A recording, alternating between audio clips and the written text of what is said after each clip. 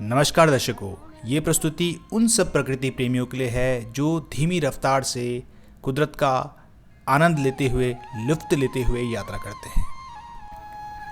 आज की इस प्रस्तुति में हम जानेंगे उत्तराखंड का बहुत ही प्रसिद्ध परंतु लुप्त होता हुआ लोक पर्व फूलदेई के बारे में।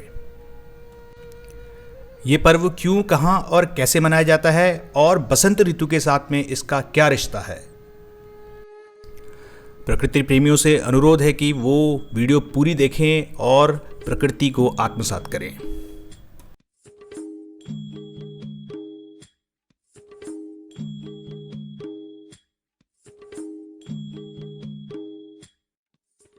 उच्च हिमालय क्षेत्र में बर्फ पिघल चुकी है।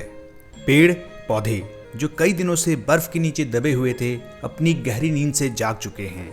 सूखी टहनियों पर नन्हे नन्हे फूल और पत्तियां उगने लगी हैं। दोस्तों, ये समय है बसंत का। बसंत को समर्पित, प्रकृति को समर्पित, हिमालय को समर्पित हम बना रहे हैं एक ऐसा अद्भुत त्योहार जिसका कि नाम है फूलदेई।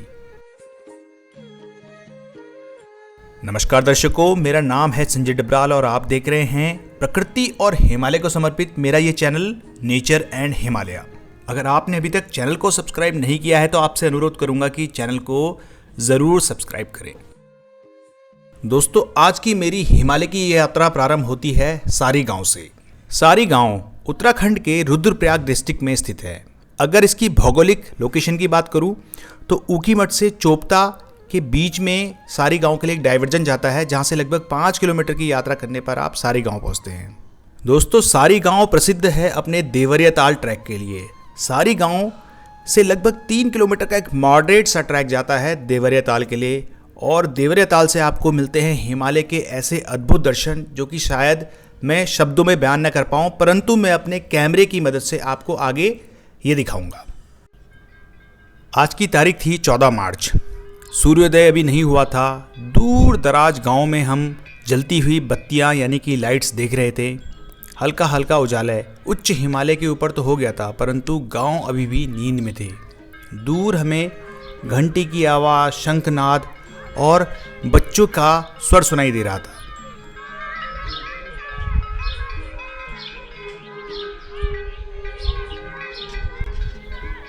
सुबह के लगभग 5:30 या 6 बज रहे थे और सभी बच्चे इस ठिठुरती हुई ठंड में निकल पड़े थे प्रकृति को समर्पित उत्तराखंड का लोक पर्व फूलदेई मनाने के लिए। वंस अगेन आपका स्वागत है सारी गांव से। सारी जो कि देवरिया ताल का बेस पॉइंट है, या आप कह सकते हैं बेस कैंप है। यहाँ से शुरू होता है लगभग 3.5 किलोमीटर का एक छोटा सा ट्रैक जो कि आपको लेके जाता है बहुत ही खूबसूरत छोटी सी एक लेक पे, जिसके पीछे से दिखता है विशालकाय चौखंबा पर्वत। मेरे पीछे बुरास के फूल खिले हैं, फ्योली के फूल खिले हैं जगह जगह पे, म्याल के फूल खिले हैं, और नीचे अगर आप सुन पाएंगे तो बच्चों की कैकहाट, कौतूहल, घंटी की आवाज़ और शंख की आवाज़ सुनाई दे रही है। ये है उत्तराखंड के बहुत ही फेमस प्रकृति को समर्पित एक पर्व की, जिसका की नाम है फूलदेई। 8 दिनों तक चलने वाला ये पर्व आज से प्रारंभ हुआ है। इसमें बच्चे जंगलों में जाके चुन चुन के फ्रेश फूल लेके आते हैं टोकरी में, और एक गोगा देवता की एक पालकी यानी डोली होती है, उसको कंधों में लेके घंटी बजाते हुए लोगों की चौखट, जिसको कि यहाँ पे धेली बोला जाता है, देली में वो फूलों को रखते हैं और सबकी ब्लेसिंग, सबकी शुभकामनाएं, खुशहाली की कामना करते हैं गोगा देवता से। तो इस तरीके से इतने सुंदर सुंदर पर्व उत्तराखंड में हैं जो कि सिर्फ प्रकृति को समर्पित हैं। उत्तराखंड का लोक पर्व फूलदेई पूरे गढ़वाल क्षेत्र और कुमाऊं क्षेत्र में बड़ी धूमधाम से मनाया जाता है। आमतौर पर फूलदेई का ये पर्व चैत्र मास की संक्रांति में आता है, जो कि मार्च की 14 या 15 तारीख होती है।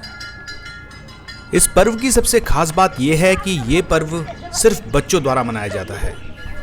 बच्चे प्रातःकाल 4 बजे ही उठ जाते हैं और नहा धो के अपनी टोलियों में गोगा देवता की पालकी लिए और शंखनाद करते हुए और घंटी बजाते हुए पूरे गांव में भ्रमण करते हैं।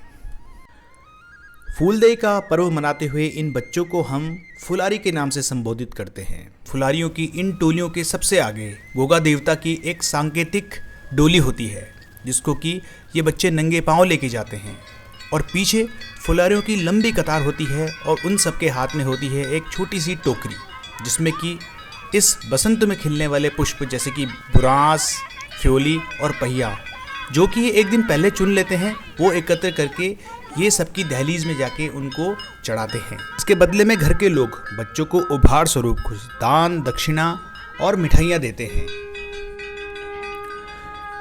मैं अपने आप को सौभाग्यशाली मानता हूँ कि सारी गांव में मैं फूलदेई मनाते हुए ऐसी ही बच्चों की एक टोली के साथ में मिल गया। इस टोली में अलग अलग उम्र के बच्चे थे। सभी का जोश, हंसी ठहाके और कौतूहल देख के मन प्रफुल्लित हो गया। छोटे छोटे बच्चे बड़े उत्साह के साथ में मंदिर की दहलीज पर पुष्प चढ़ा रहे थे। क्योंकि प्रातःकाल का समय था तो हिमालय क्षेत्र में ठंड भी इस समय पे बहुत ज़्यादा होती है, परंतु बच्चों के जोश में बिल्कुल भी कमी नहीं थी।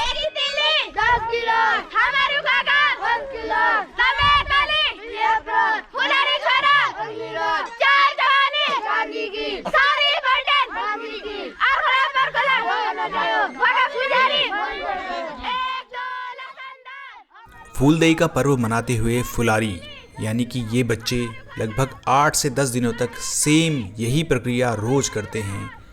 डेली लोगों की दहलीज में जाते हैं और पुष्प चढ़ाते हैं और गोगा माता की डोली को पूरे गांव में नचाते हैं।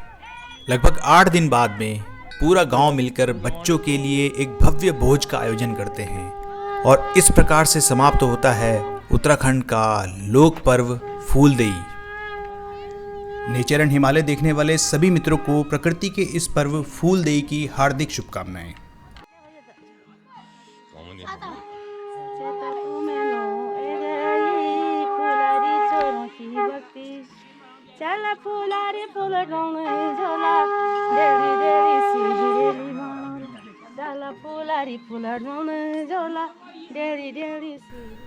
तो दोस्तों, ये थी मेरी प्रस्तुति उत्तराखंड के लोक पर्व फूलदेई के ऊपर।